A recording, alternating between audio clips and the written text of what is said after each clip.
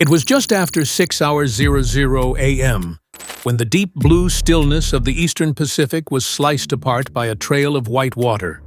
A Cartel go-fast boat, rigged with 4 roaring outboard engines, tore through the sea at a blistering 52 knots. On board were 6 armed smugglers, each carrying out the final leg of a high-stakes mission.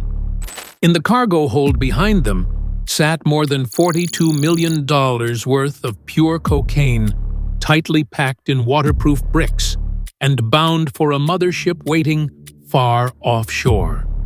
This was not their first run.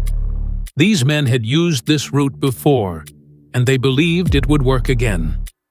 They had chosen to avoid Mexico's coast entirely, betting that a long detour into international waters would let them slip through the cracks. What they didn't know was that this crack had already been sealed shut. Thousands of feet above them, an American surveillance aircraft had already locked on. From the moment their engines ignited, they had been marked, monitored, and tracked across the ocean surface. The United States wasn't guessing anymore. It was watching. And what started as a smuggling run was about to become something else entirely. Subscribe to Titan Navy, because this wasn't just a chase. It was a warning to every cartel still hiding beyond the horizon.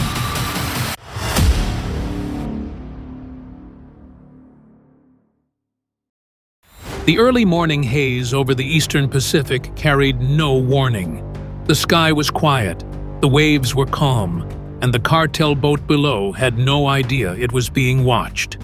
But thousands of feet above, inside the cockpit of a U.S. Air Force HC-130J Super Hercules, tension was building. The crew had just locked onto something irregular. A small, fast-moving vessel was slicing through open water at a speed that didn't match any known commercial profile. Worse, it wasn't broadcasting any AIS signal, which meant it was either broken or hiding. The aircraft banked gently to get a better sweep of radar coverage. From that altitude, the radar screen lit up with data. This vessel was moving at over 50 knots and was weaving sharply every few minutes, like it was trying to shake off pursuit. These zigzag patterns are common among smugglers hoping to evade detection, but from the sky, those evasive turns were clear as day. They looked desperate. The aircraft's operator flagged the contact and began pulling additional metrics. Positioning showed that the boat was nearly 40 nautical miles away from any known shipping lanes. The system cross-referenced its path with cartel smuggling routes flagged earlier that month. The lines connected. In the cargo hold of that go-fast boat were 6 cartel members and a shipment worth tens of millions. What they didn't know was that U.S. eyes had already been watching them for over an hour. And the deeper they ran into open ocean, the more vulnerable they became. The operator inside the Hercules initiated a fuel consumption model. Based on typical loadouts, 4 300-horsepower Mercury outboards running full throttle, the smugglers were burning through about 100 gallons of fuel every hour. The vessel likely carried 400 gallons total. They had been running for over 2.5 hours. That left them with roughly 90 minutes of fuel. But their projected destination, a suspected rendezvous point with a mothership, was still 2.5 hours away. They were not going to make it. Not unless they slowed down or received mid-ocean refueling. And neither of those seemed to be happening. Back at the command center aboard the USCGC Kimball, the incoming data painted a clear picture. The go-fast boat was on a time limit, speeding into nowhere and carrying high-risk cargo. Worse Command recognized the area. The same corridor had been linked to a past weapons shipment that ended in a deadly firefight. Now the signals were matching again. If this vessel made it to the rendezvous point, the U.S. would lose jurisdiction and a critical opportunity to break the network. The cutter Kimball was one of the Coast Guard's most advanced vessels. On board was a full detachment from SEAL Team 8, already briefed and ready. As soon as the Hercules relayed the full data package, there was no delay. Kimball's flight crew prepped the MH-65E Dolphin helicopter for launch. It was time to intercept. As the helicopter lifted off the deck, the Hercules remained overhead to relay live targeting data. The Dolphin climbed to 3,000 feet, the altitude sweet spot for fuel economy and visual coverage. Within minutes, the crew locked their camera on the boat. Even before the vessel came into full view, the long plume of spray trailing behind it confirmed what they already suspected. The Cartel boat was running flat out. The Dolphin adjusted its flight path and settled about 500 meters off the vessel's stern, far enough to avoid gunfire, but close enough to initiate commands. The long-range acoustic device, or LRAD, was activated. The sound hit like a hammer. The Coast Guard issued a clear order for the smugglers to stop and prepare for boarding, but the call went unanswered as the boat continued forward without any sign of compliance. A second warning followed, then a third. The Cartel boat only accelerated. Its path shifted slightly west, showing signs that the smugglers knew they were being followed, but they didn't know how closely. Aboard the Dolphin, the flight crew kept position.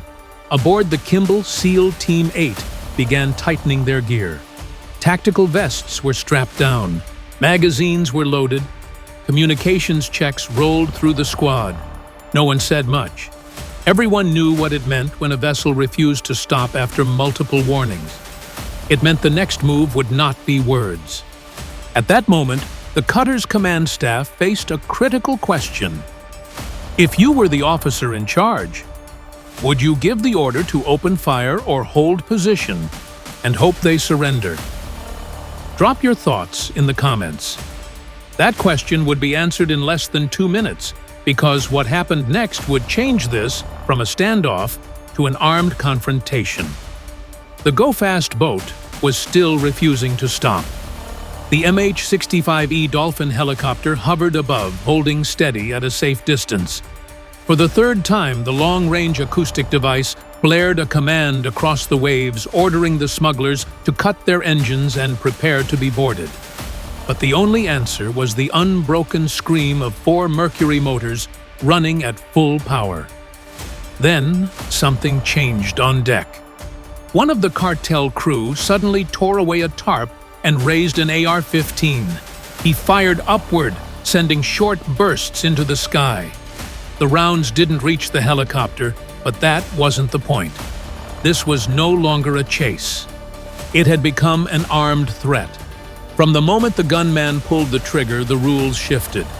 The helicopter's crew radioed the Kimball's command center with a status update. Weapons had been seen. Shots had been fired. The order came back without delay, airborne use of force authorized. The side gunner aboard the Dolphin stood ready. He left the M240 and moved to the Barrett 50 caliber rifle mounted on the platform. This wasn't a weapon for targeting people. It was designed to take out engines to end pursuits without direct engagement. The goal was to disable the boat without killing anyone. The gunner took a breath, adjusted for wind and distance, and fired the first shot. The round hit the starboard outer engine. The cowling cracked open, oil sprayed across the water, and the boat dropped speed slightly. The smugglers kept running. The second shot came fast. It struck the port outer engine, tearing through the casing and breaking the coolant line. Steam hissed out as the engine locked. The boat slowed more, now losing balance from the uneven thrust. On board, the crew was scrambling. The third round ripped into the starboard inner engine, slicing through metal and cutting off another source of power. The go-fast boat began to wallow, no longer able to skim across the surface. The last shot was aimed at the remaining engine. When it landed, the final motor exploded into fragments, sending black smoke over the wake. The Cartel boat was dead in the water. For the first time since the chase began, there was silence. No more engine noise, No more zigzagging, just 6 men on a motionless boat, adrift in the Pacific. But something still wasn't right. The helicopter crew adjusted their camera angle and zoomed in on the aft compartment. The thermal feed showed an unusual heat signature.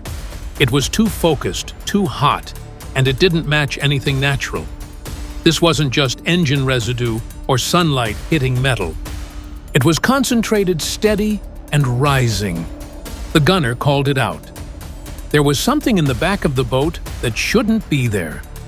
A container, half covered by rope and canvas, was glowing on the screen.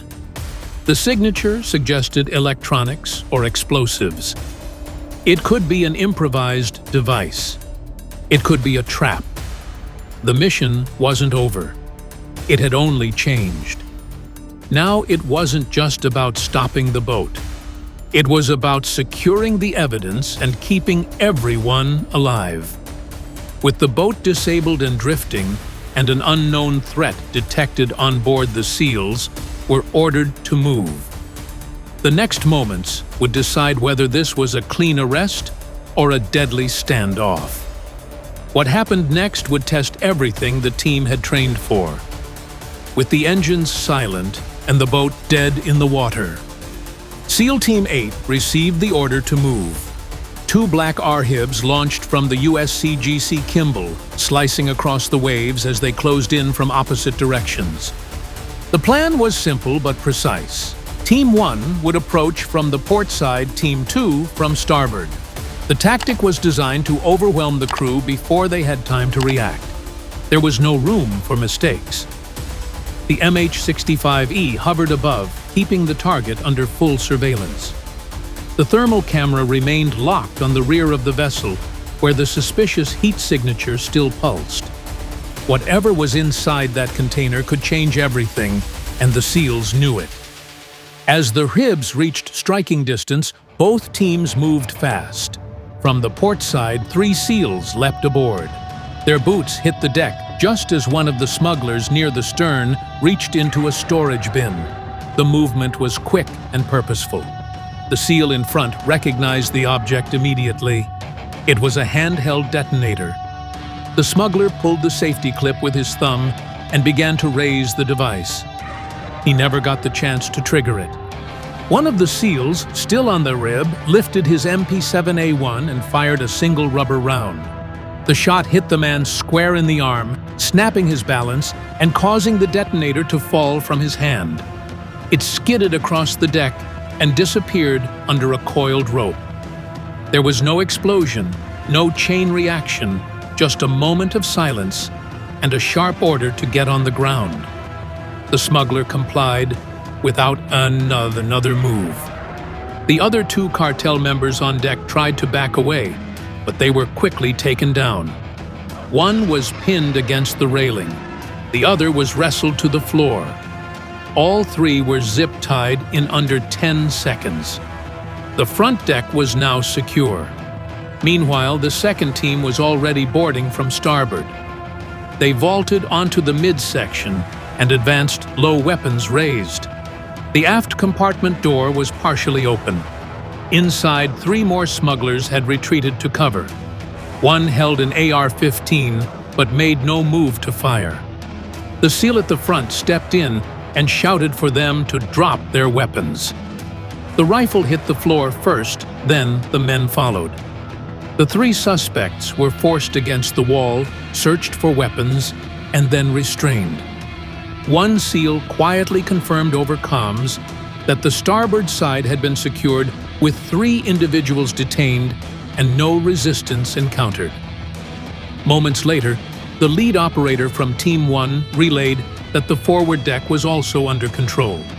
The attempted detonation had been stopped, and the team had sustained no casualties. Above them, the MH-65E shifted slightly in the air, circling wide to monitor from both angles. The camera feed showed 6 men face down restrained, and the boat now under full control. What could have turned into a catastrophic blast had been stopped with 1 shot and seconds of precise teamwork. The SEALs didn't pause to celebrate. They spread out to secure the rest of the vessel checking compartments, corners, and storage lockers.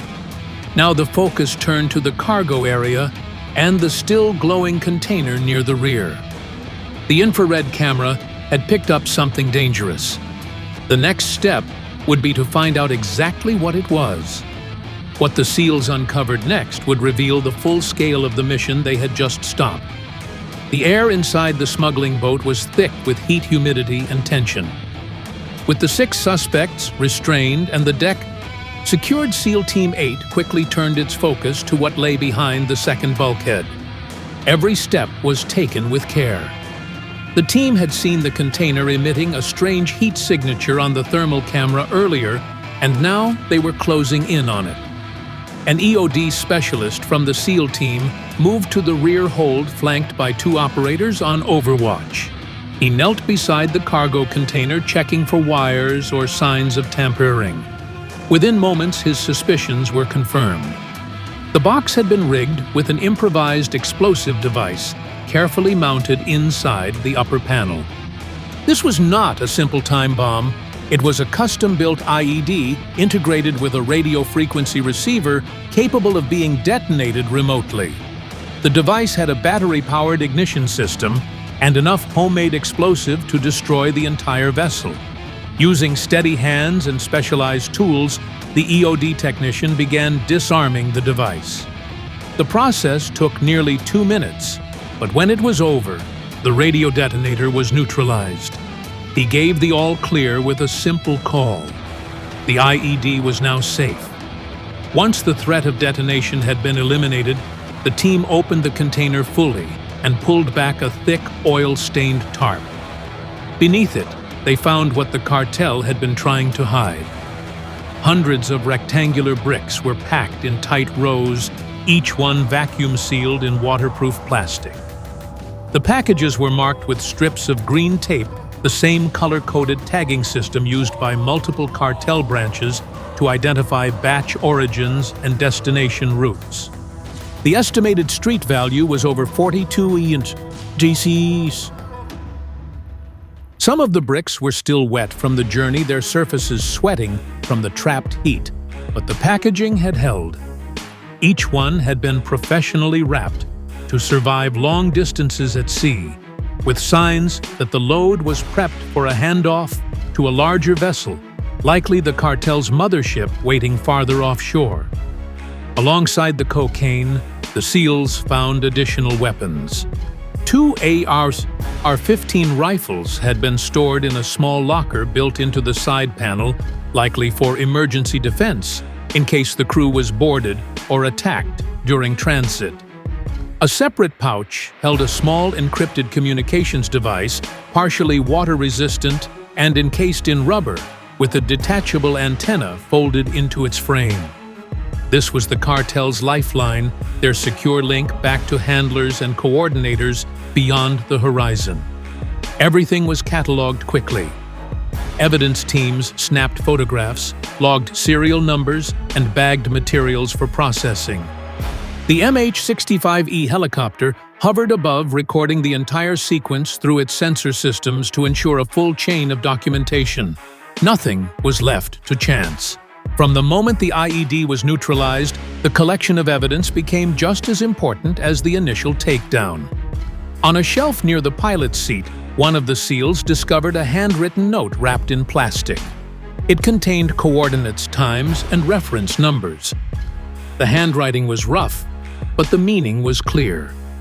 The crew had been part of a larger relay network with plans to meet another vessel that night. That meeting would never happen now. By the time the sweep was complete, the rear cargo section had been fully cleared and logged. Every major item had been secured. The team moved swiftly to transfer the seized cocaine weapons and electronic devices to the support vessel. With the boat now empty and the threat of explosion removed, only one question remained: what to do with the ship itself. That decision would come next, and it would follow the strict rules of maritime law. But first, the evidence had to leave the water. With the last load of cartel evidence secured on the support boat, the SEAL team turned toward the final task. The wooden vessel, now silent and scarred, sat low in the water with no remaining power. Its engines had been destroyed, its cargo stripped, and its crew restrained. But as long as it remained afloat, the risk was not over. Under international maritime law, any unregistered vessel involved in smuggling, especially those operating without a visible flag, can be destroyed on sight. This rule exists to protect sea lanes and prevent dangerous materials or weapons from being recovered and reused. The boat in front of them fit every criterion. It had no flag. It carried cartel cocaine and a weaponized explosive, and it had already fired on a U.S. aircraft. Letting it drift back into open waters was not an option. The order came from the bridge of USCGC Kimball. The vessel was to be destroyed. SEAL Team 8 moved quickly and without hesitation. They completed a final radio sweep to ensure no signals were active. The MH-65E helicopter above scanned the boat with thermal and frequency sensors, confirming that the explosive had been neutralized and no devices remained. Only then did the SEALs prepare the accelerant. From a sealed case, 2 gel canisters were brought forward. The gel was clear, slow-dripping, and engineered to burn hot through wet surfaces. Operators poured the substance along the deck's cracks and soaked it into the wooden planks.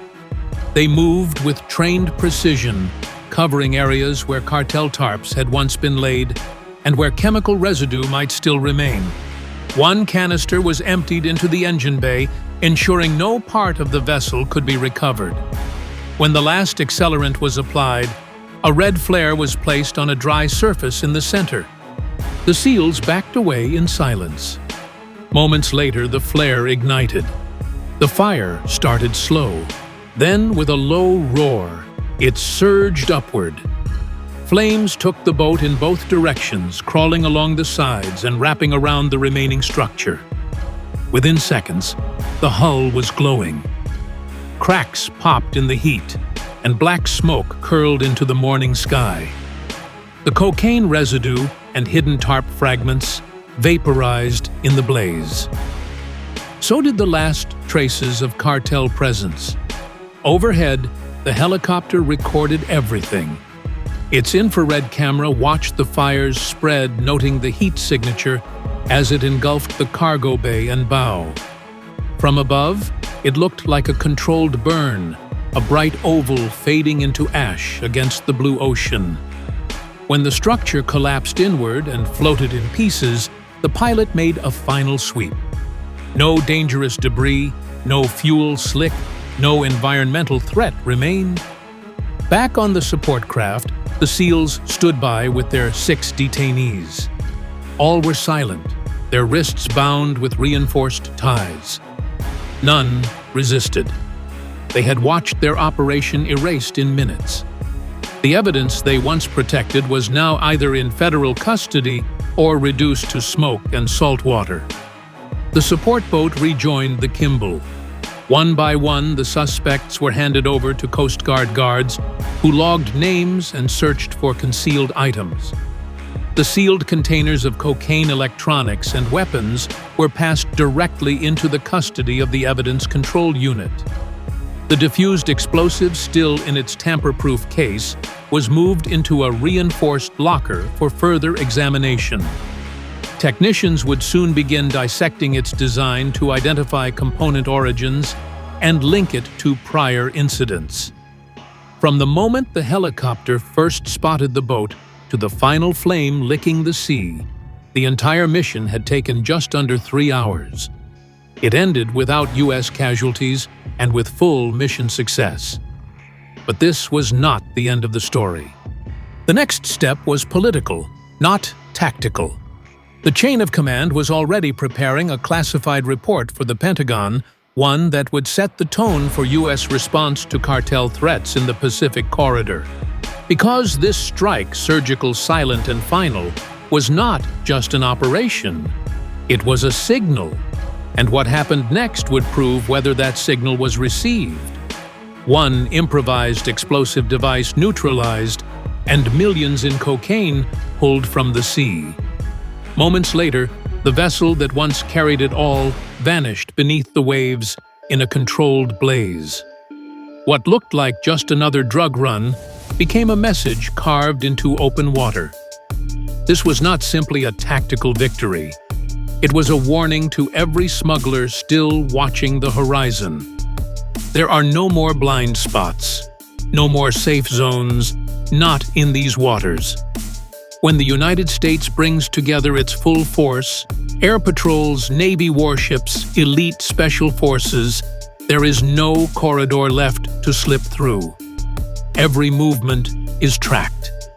Every signal is intercepted, and every threat is met with overwhelming speed. So what happens next? Subscribe now to Titan Navy, because next time the cartel might be carrying a surface-to-air missile. And when that day comes, you'll want to see how the United States responds. But before you go, we want to hear from you.